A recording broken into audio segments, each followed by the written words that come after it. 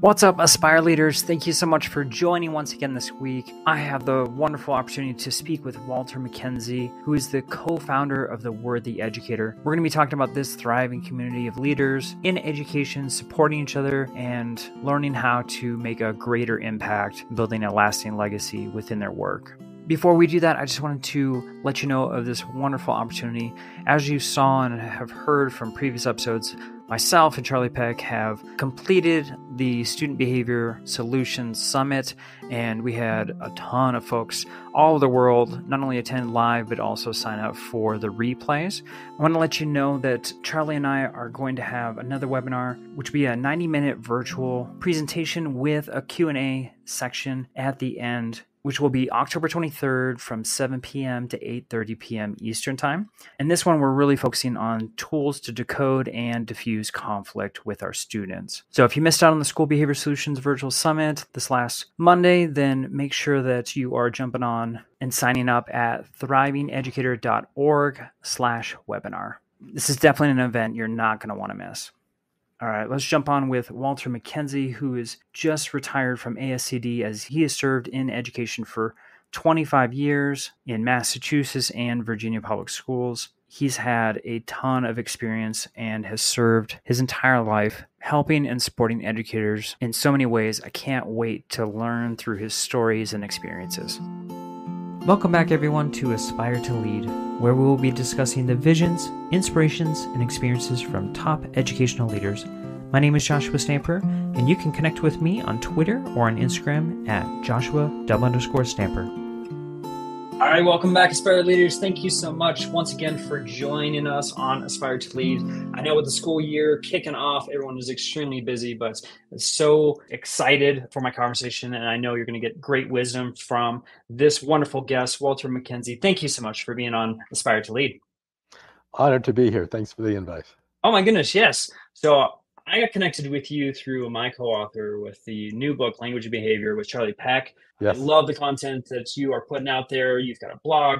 You've got a new project coming out with the community that we're going to talk about today. Super excited about that. But before we dive into a lot of those very important topics, I would love just to get to know you a little bit more, Walter. Will you just share a little bit about your educational and leadership journey?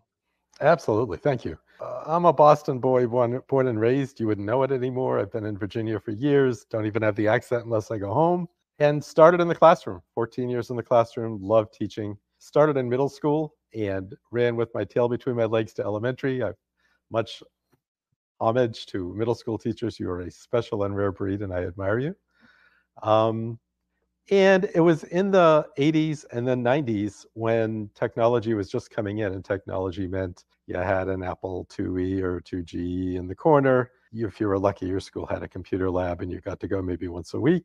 But I loved it. And as the internet came in, because that wasn't a given, at first you were using the 5 1/4 floppies and whatever software you had, the possibilities just opened up the top of my classroom. And it made me ask a lot of questions, because there's so much more we could be doing in education. And so as I asked these questions and I continued on, the answers came. They weren't always the answers I wanted, but the answers came.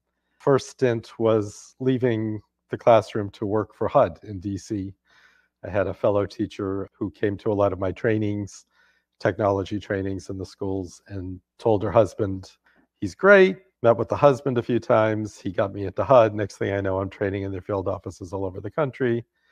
That was wonderful. I mean, you learn to do everything from break down computer labs, install new software, write documentation, run up to the secretary's office when he has tech trouble and he needs somebody to fix it before his next meeting. It was the whole 9 yards, and it was fabulous. But it was also a wake-up call, because one sleepy morning, late winter, I came in. I always got in early at like 5 a.m, beat DC traffic. There was a message. There's always a message when someone is let go. My whole department was let go. I was the only one left. And all I could figure was, because I came in at 5, I was usually gone by 3 to try to get out of the district before rush hour. They probably got notified late the afternoon before. And I'm sitting there in this quiet, dimly lit floor of HUD thinking, what is going on? As the other people came in, slowly felt my way around. They were like, congratulations, you'll be our guy now. We're going to rebuild around you. Was not my thing. I was in a master's program at the time, and one of my professors who I adored was a full-time leader in Arlington, Virginia public schools. And I basically just vented to her, like, what have I done? What am I going to do? How do I get out of it? And she's like, well, we've got a couple of instructional technology coordinator positions coming open. You should interview. And one thing led to another. And next thing I know, somebody up there likes me because I'm back in education. And I'm in a really well-funded school in a really high-profile district. And the software, the teaching, the kids, it was all great. It was just fantastic. And Arlington's a very progressive district, so it's like the sky's the limit. To kind of fast forward, after a few years in Arlington, I was really looking to move up into district leadership, and I didn't see a way there. I'd always wanted to go home to Massachusetts, did the interviews for a few months, and by that June, was offered Director of Technology for Salem, Mass. Public Schools, which was a hoot. First year there, superintendent calls me into his office October 30th and says, tomorrow, you get the heck out of here before the kids do, because Halloween in Salem, you'll never get out of here. Wise words. It was a great stint. The next opportunity was my hometown in Northborough, Massachusetts, a regional district. And then Arlington said to me, we've started an assistant superintendency for technology and data. You should apply. And I'm like, no, I'm home. I'm happy. I'm the hometown boy, makes good. I'm not going anywhere. So for months, they just kept, at least send in your resume, at least be in the pool. Fine. And when the dust settled, I went for the title and the money. I left my happy boyhood home, came back to Arlington. And, I mentioned having questions. The question I kept pursuing in all of this was, how do I get high enough up to have the influence and the resources to do what I want to see done in education? And the answer after a couple of years back in Arlington was, the higher you go, the more locked in you are, and you really don't have any more wherewithal than you did when you were just in a classroom having impact with kids immediately every day. And kind of tangentially, okay, Salem Public Schools, at least in the early 2000s, 90% free and reduced lunch, urban district. They had the same problems and challenges with technology that I had when I came back to Arlington. We had a lot more money, but just bigger problems throwing the same stuff at it. In fact, when I walked back into Arlington, day one, July 1st, this is 2007, they had just bought an Oracle enterprise solution, and it was a complete disaster. And they were looking for a way to get this to wrap around all their student data systems and HR systems and everything else. And it was my job to work with the consultants and everybody on the ground and make it work. We did. My heart sunk coming out the elevator the first day because I heard two people who were on my staff saying to each other in the elevator, yeah, our job is to keep us off the front page of the Washington Post. We do not want this to become a thing. So just bigger problems, bigger, expensive problems. And I eventually realized after 3 years in Arlington as assistant soup, I don't want to do this the rest of my career. I was pushing late 40s, and I wanted to figure out what I wanted to do now that I had all these leadership questions answered. Well, along the way, it never occurred to me, but along the way, as I started searching, I was in DC. There's a huge nonprofit sector here. And one organization I had belonged to for years was ASCD. I just as a member, starting in the classroom, and I'd always been a loyal follower. They were looking for a director of what they called constituent services. I applied. I didn't know what I wanted to be when I grew up at that point. It was about 6 months of interviews, coming, doing demonstrations, leaving, coming back, different interviews with different staff panels. I just assumed I was going through the motions. And when they finally offered it to me, I thought, okay, well, this is the door that's opened and it's a way forward. And so I jumped. I was there for 14 years.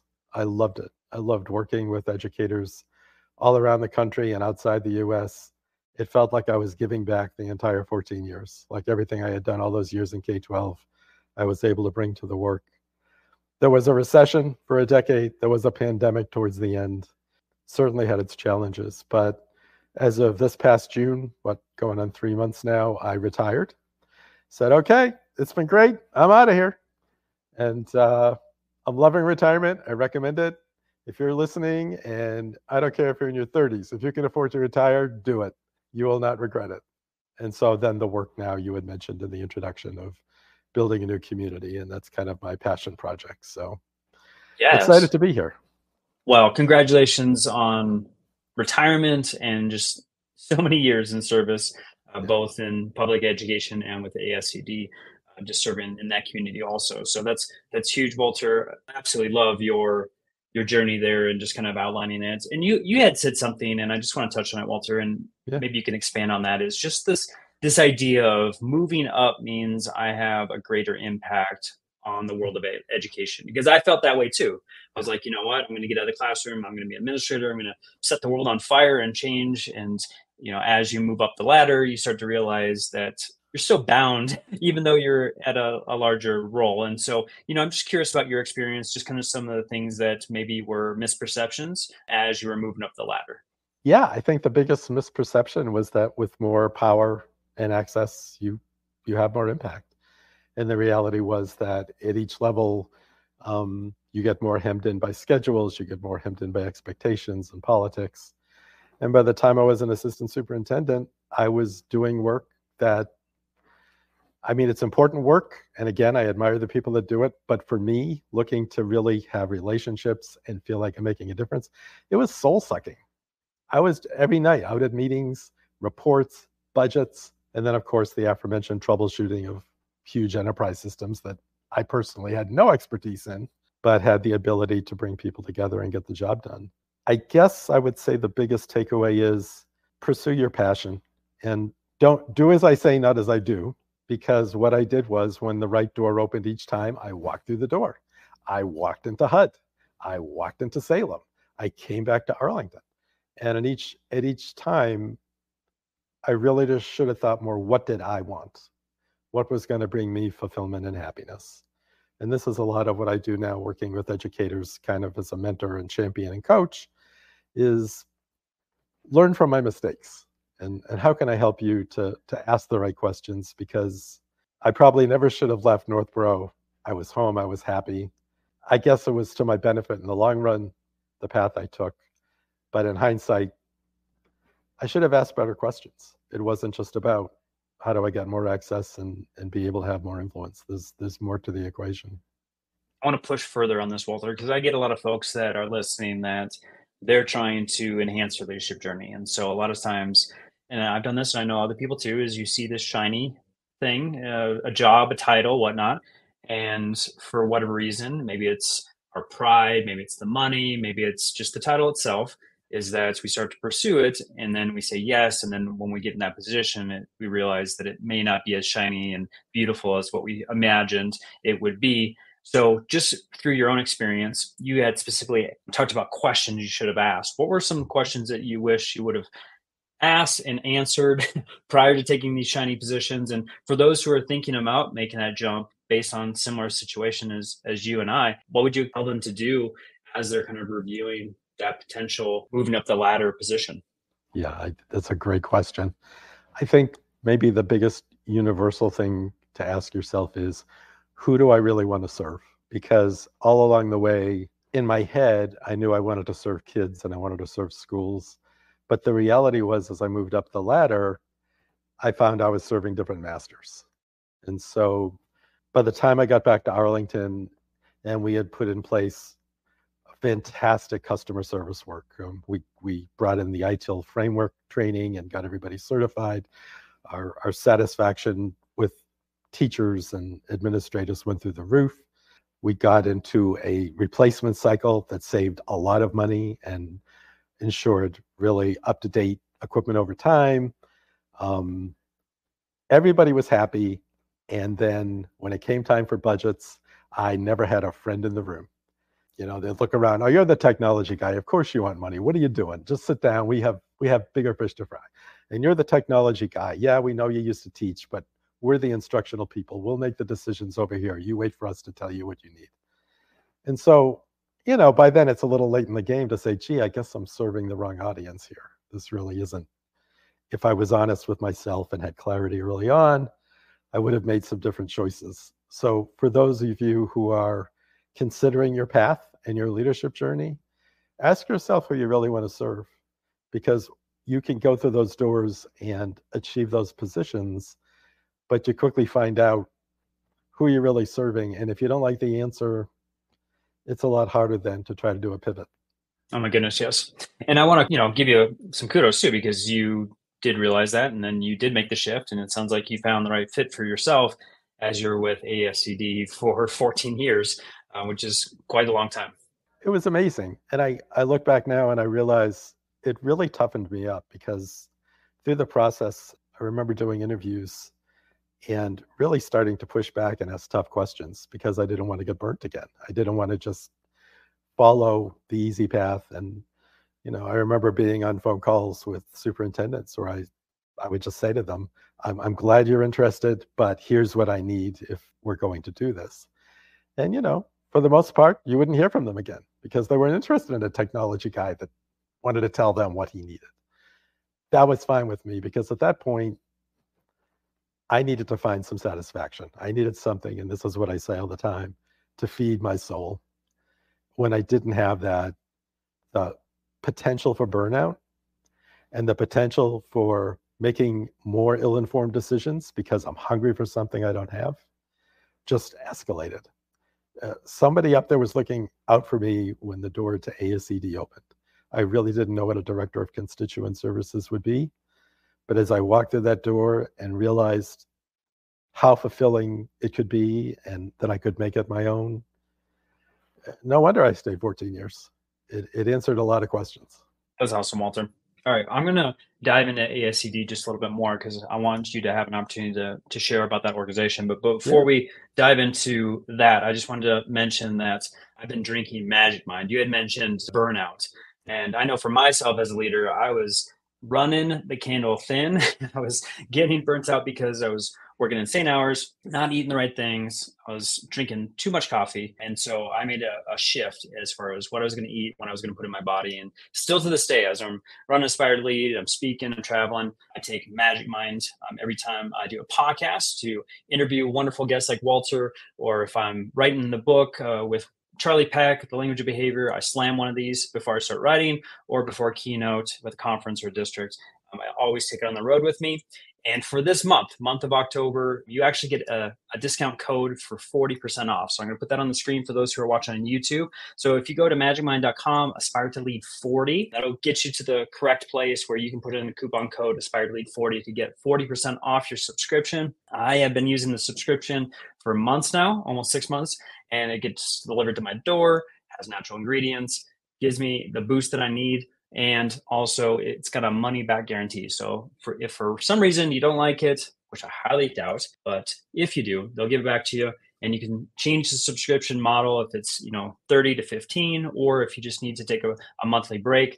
You can do that super easy, but I highly recommend Magic Mind. I know my whole family has been using it. My wife the other day, she works the night shift as a nurse. She needed a little boost to get the day finished. She took a shot, absolutely gave her the energy she needed. I also did the same, and we use it daily. So highly recommend Magic Mind. Make sure you're taking advantage of that code. I'll put it on the screen again. It's magicmind.com/aspire-to-lead40. Use the code aspire-to-lead40 to get 40% off. All right, sir. I want to go back to ASCD, because I know that's such a wonderful organization.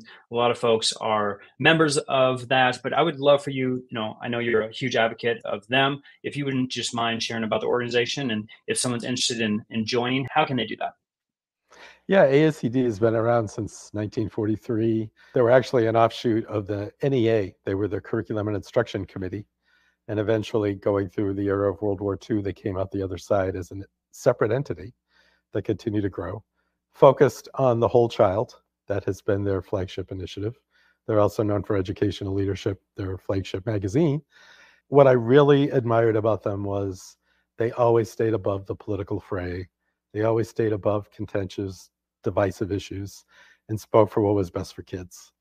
And so no matter what we were doing, I could always move forward with confidence that we were speaking from the right place and advocating for things that wouldn't get mired down in whatever the current political climate is. And Lord knows today that's significant. So they're ascd.org, and they're just a fabulous legacy of serving educators, and especially strong on leadership. So appropriate to plug here. Wonderful. I'll make sure I have the link in the show notes for everyone to check out that organization. And if you are interested in being a member, which I highly recommend, make sure you're doing so. This podcast is a proud member of the Teach Better Podcast Network. Better today, better tomorrow, and the podcast to get you there. You can find out more at teachbetter.com/podcasts. Now let's get back to the episode. Walter, you had touched on a passion project that you are now building, constructing, thriving in, which is the Worthy Educator. I would love for you just to share with my listeners about that wonderful community. Yeah, so for me, retirement didn't mean sitting on the porch, and it didn't mean I'm disappearing. And had to reassure a lot of people I wasn't going to disappear because, I know from my own past, when a favorite colleague would retire, I would just assume they were off into the sunset and let them travel and enjoy life. I'm way too engaged and way too hungry to continue contributing to the profession. And so the idea came to me over time that forming a community where educators can come, and specifically mid to late career educators, because, those first years, there's all kinds of programs to acclimate you, onboarding, mentoring, all kinds of ways that we try to shepherd young educators and bring them along. And somewhere along the way, we assume that when you hit that mid-career point, you've got all the answers, you know what you're doing. If you go in your office and shut your door, that means you want to be left alone. And the truth is, it's really lonely. And I think if nothing else, and there's plenty else, but if nothing else was to take away from my 14 years with ASCD, it was working with superintendents and principals and curriculum directors and tech directors and realizing how much they needed each other, how much they were craving to connect. And a lot of times they didn't feel like they could do it in district. They needed a safe place to go to talk, where there were other like-minded people sharing similar issues and solutions and answers. And so that was my idea for this. A second piece that came out of it was there were a lot of programs with ASCD, Emerging Leaders and Champions in Education, where I worked with rising leaders who not only thrived with each other, but they really benefited from what evolved into coaching, where I would just sit down with them and we'd have conversations. And, I don't have any plaque up saying that I've been to Sigmund Freud University or that I'm offering therapy, but just as a veteran educator who can listen and say, well, you know what, here's some perspective, or you know what, here are some options to consider, became very powerful. And so for the Worthy Educator, bringing in anyone, my attitude is everyone's a worthy educator. I don't mean that as a pejorative, where we're saying you're worthy and you're not, and good luck. But, come, there's no charge. And the idea is whether you're connecting with a larger community just to have that access and feel like you're not isolated, or whether you take advantage of coaching and say, you know what, I'd really like someone on one time and the chance to have conversations that I can't just have with anybody. We're building that out. And so what did 3 months in and slowly letting it kind of grow. Great response so far. A lot of people I've known for years are involved, but then a lot of new faces popping up saying, hey, what is this? How can I, benefit from this? So it's a lot of fun. I'm not going to kid anybody and say that it isn't a lot of fun not having a boss and being able to do this as my passion project, where I don't have deadlines and meetings to go to and other things to worry about. Again, comes back to that feeding the soul. Oh my goodness, yeah. So you're right. I mean, folks need to find people outside of their organization, outside the campus district. And I mean, what a wonderful opportunity for them to do it at no cost at theworthyeducator.com. So I had this link on the video for those who are watching YouTube, but of course, for those who are listening on the podcast players, I'll have this link in the show notes for you to check out the community. I would highly recommend you join.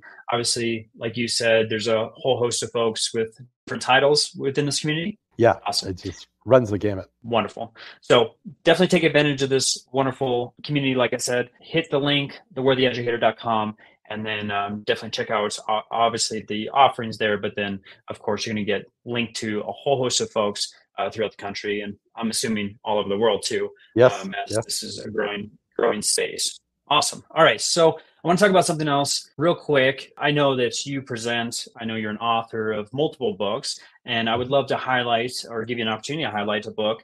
I know I saw on your website, you have 5 different books that are a variety of different topics, but for our conversation today and for our audience, is there one that you would say like, hey, definitely check this one out, especially during this time?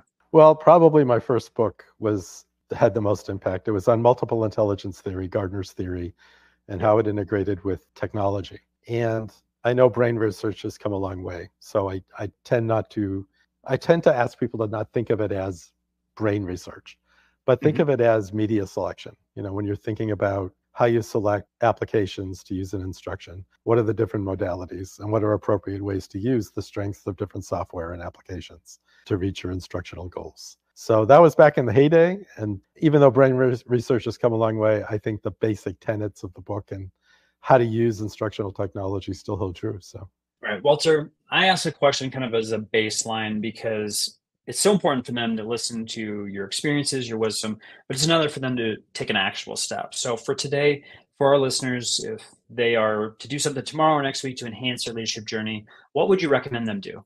Well, I know in this age of social media and new media, there's so many possibilities. But my biggest takeaway, because life goes fast and the time is short, you'll turn around and it'll be behind you. Focus on the work. If you're doing good work, if you love your work, if you know you're having impact in that work, don't worry about what anyone else is saying. Don't worry about what other shiny, bright things are flying by you. Focus on that work and the right opportunities will come along. And you will have that gratified feeling that you're feeding your soul in the process. I love it. All right. So how can folks connect with you via your website or on social media? Obviously, for those who are viewing, I've put your website up throughout our conversation. But for those who are listening on a podcast player, how can they connect with you? Yeah, so waltermckenzie.com is my personal website. Has a lot of resources there. Worthyeducator.com is the new community. For email, waltermckenzie@outlook.com. And then I'm on Twitter and Facebook and LinkedIn and building communities on each of those platforms that connect back to the Worthy Educator.